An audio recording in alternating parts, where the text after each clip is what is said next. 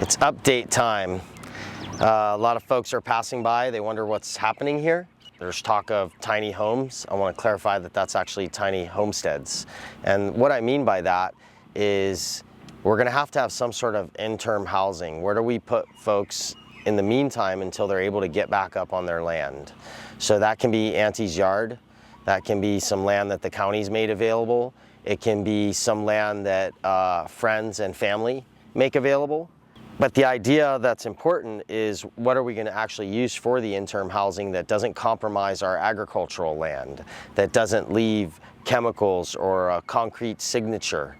What's going to withstand hurricanes? What's going to actually be able to be modeled into something that's livable and like a home? And like this, it doesn't look like much. We have these 40-foot metal containers. But these containers, once they're designed out, will be extremely beautiful. They'll have solar systems, water systems. There'll be a deck in between them. And we'll be able to house a family of 6 with 3 of these containers and a deck. We also are building some trailers back here. If you see the green thing in the distance, that has a shower and a bathroom unit. And that has its own contained gray water system. So the idea of keeping these homesteads completely contained means that they don't actually tax the municipal system. So then we have a chance of putting them in Auntie's yard or on a piece of ag land or wherever we can to find a place where there's some temporary housing as people get kicked out of hotels. What are we going to do for the next couple years until people can rebuild houses back in Lahaina? So I'm hoping with something like this, you can pull right up onto your own land, live there temporary in this until you can get your house built. And after that happens, then you can move into your house and you'd still have this for a rental, perhaps a tool shed, perhaps you can give it to someone else. On site, we have some pod containers for storage. We have refrigerated container that we're going to do our food program with. If you look on this side of you, you'll see that we're going to be growing hundreds of thousands of pounds of food here that we'll give away in the next year. We've sort of created a volunteer program for the help building the tiny homesteads, as well as to help us farm what we're doing here. We're going to give 100% of this food away to the public, to our community that's been affected and displaced by the fire. We've also closed down all of our operations that have anything to do with visitors. We're not going to run our tours. We're not going to do anything on our farms. We're not going to sell to a tourist economy. We're going to make sure that everything that we grow here goes straight back into our local economy. I don't feel that visitors should be visiting before January at the very soonest. They need to be sensitive to what's happened to everybody. And I don't believe our economy needs to revolve around 90% tourism, where we've been displaced for far too long. Our economy needs to revolve around maybe 10% tourism so we can have visitors enjoy this place, but not at the price of being displaced how we have been. How many people of our local economy are actually supported by these hotels? I think the numbers would be rather small. And that's something that I think the government should be able to subsidize. And they did it through COVID.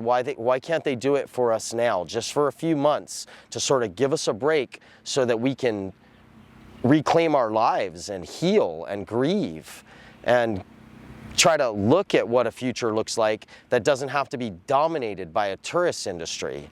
We need to get our water back. We need to get agriculture as a huge part of rebuilding. We're 2 weeks away from starvation if we really think about it. And even if I grow 300,000 pounds of food here, the island with the tourists will eat that in one single day. So we need minimal, another 300 to 600 local farms here immediately. Local farms that we grow our food within our own economy.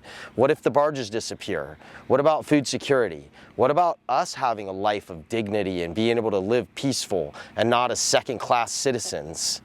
I don't really talk much about this, but this is how I feel. And this is why I'm doing what I'm doing with the nonprofit regenerative education centers. We've brought in some resources. We are not keeping any of this for ourselves. 100% of this goes straight back to our community. And if you have any questions about who we're affiliated or how we're doing this completely independent. We're not affiliated with anyone. And I want people to know that and to see what's happening here to dispel any rumors they may or may not have. but this is a resource to help our community with, to help them get back to farming, to be able to have a place to live in the interim. And no, we are not creating a refugee village here. We're supplying homes to give to folks to put on their own land, to put on Auntie's land, to put wherever we can find places to house some of the displaced people that will not be covered by what the government provides. And we're talking about our local community here. And if you have questions about what we're doing here, you can find it at recenters.org. We are regenerative education centers. We've been teaching people about farming and sustainability for years.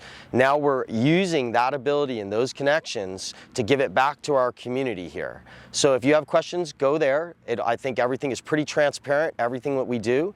And if you still have questions, then come by site and come check us out. I believe my number's readily available somewhere, and you can call me personal and talk to me and ask me what's going on here. This is like an open book. It's for our community. There's nothing here going on for profit.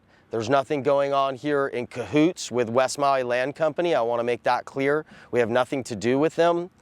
I'm a farmer. And as a farmer, I want to make the resources that I have available for my community. Just that simple. So thanks. We appreciate everyone's help.